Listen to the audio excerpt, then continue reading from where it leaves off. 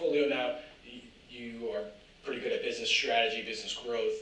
Talk about maybe business strategy, how to get to the next level, because there's different funds, different rounds, right? You got the seed level, you got the A level, whatever it may be, but the business strategy of it and the development, you're an expert in, so can you give some tips on that?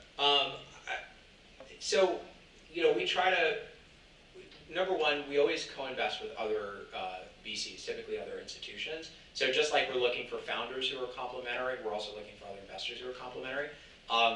It's something that's, I guess, a little bit different about BDMI. There are many funds, particularly like larger West Coast funds, that will like to do an entire round by themselves. And sometimes you'll see companies even at the Series B stage where they only have one investor because, you know, maybe they have a large fund and they're looking to build ownership.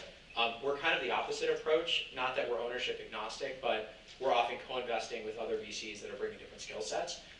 And so we like to tell people, I think we're okay at like, hey, here's how to think about marketing or PR. We're probably not the VCs that are going to help you hire your CTO, or that like technology talent is just not our strong suit. The biggest area I tend to get involved with is in sort of business development, networking, particularly in our own kind of orbit. And so, you know, after an investment, I might sit down and say, like, here are the things we can help plug you into. Here are the areas within Bertelsmann that we can be helpful with. Here are the other companies in the media and the marketing space that we know and can be helpful with.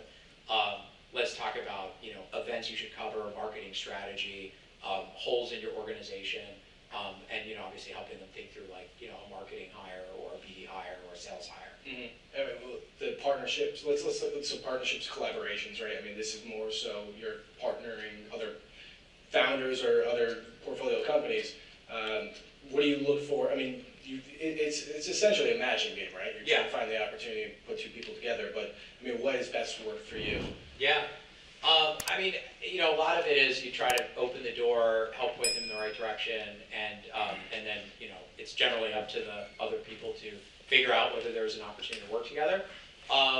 You know, one example, and this was fortunate enough to work relatively early on. One of the first investments I did at BDMI is Food 52, pretty early stage company.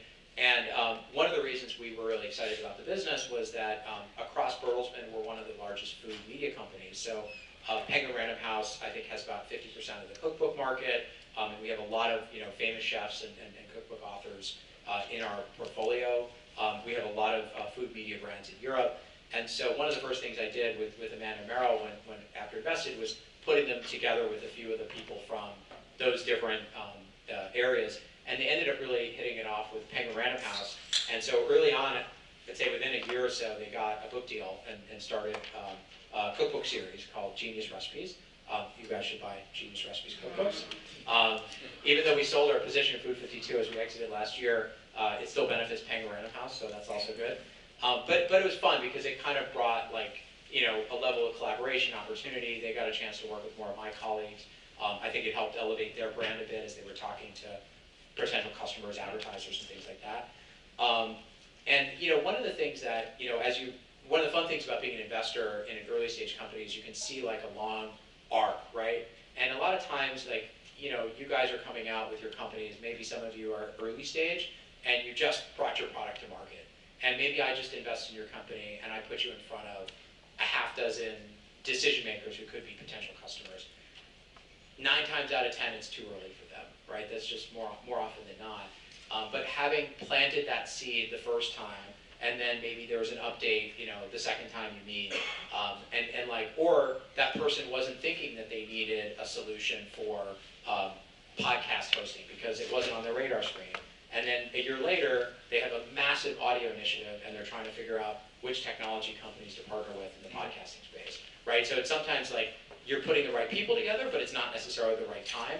And in that, it's like really important to kind of have that persistence and make sure you're always checking back. And one of the nice things about us is that because we're having these conversations with many of these decision makers, oh, remember that podcast hosting company that we introduced you to 6 months ago? Oh yeah, what was the name of that? Oh, Art19. Oh yeah, we should totally call them back. Like, here's the guy's email, go talk to each other. Right? And then the right time happens and the deal happens. How do you keep track of all these contacts? I mean, like, I'm sure you're always trying to piece these together, right? Like, and I think a lot of us are meeting a lot of good people here tonight, but how do you stay on top of everybody and making sure that you know, that's the guy, I gotta remember that guy, just like you said. I mean, you're a pretty well organized guy, pretty smart guy, but like, well, do you have any tips? I wish I had a better system, to be honest. I mean, Just an Excel document, possibly? We have a big Google spreadsheet, and we try to maintain a long list of many of our kind of business development contacts, and we try to do a good job of categorizing them.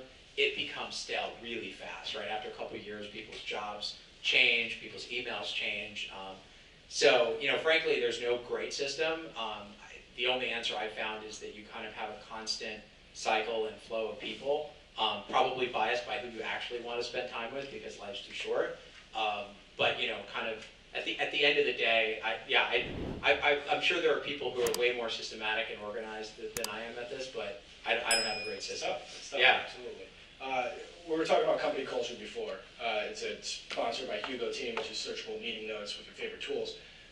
The company culture that you try to instill within your portfolio companies. What is that? I mean, what is a good company culture? What are you seeing that's working? Yeah, I mean, you know, I don't want to take responsibility for instilling company culture by any means. You see a lot of good company culture. Well, we see things that work, we see things that don't work, and obviously there's, you know, tons of examples out there of companies that, you know, sort of struggle as they kind of scale from like, what was it, the 2-pizza team? How many pizzas did we have back here? Like there's some math equation between number of you know, startup employees and number of slices of pizza you have to feed. You know, so I mean, I think that's a classic problem. You know, communication and transparency is probably one of the biggest ones. And I feel like it's always a balance, both upward and sort of downward communication, right? So it's sort of like, what's the frequency, what's the level of transparency?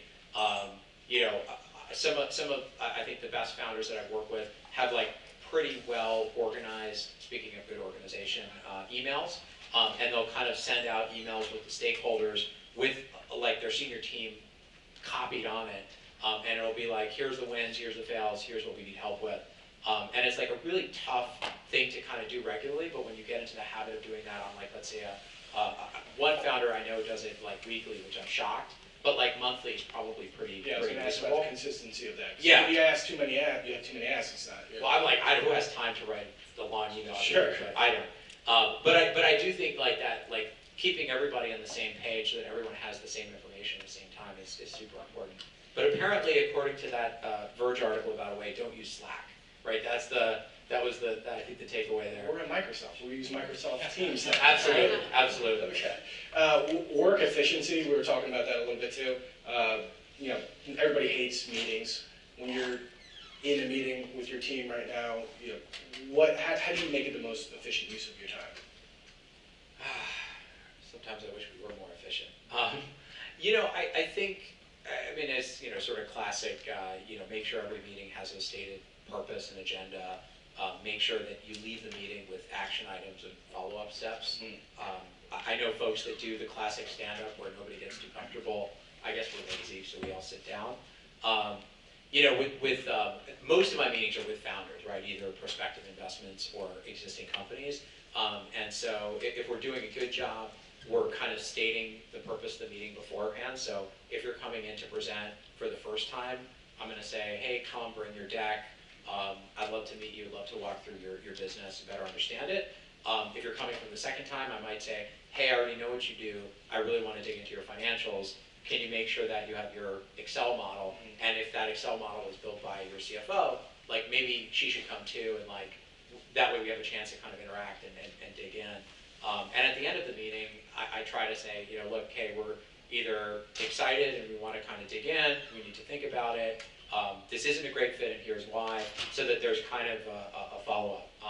I'm not 100% by any means on any of those. Sometimes you're kind of excited and then you kind of forget. Sometimes you're sort of, you know, still mulling things over at the end of the meeting and haven't figured out what the next step is. Sure. But you know, the best ones are definitely ones where it's you know, we've got follow-up steps at the end. Right, structured follow-up steps. Yeah. I like that. We're going to take some Q&A.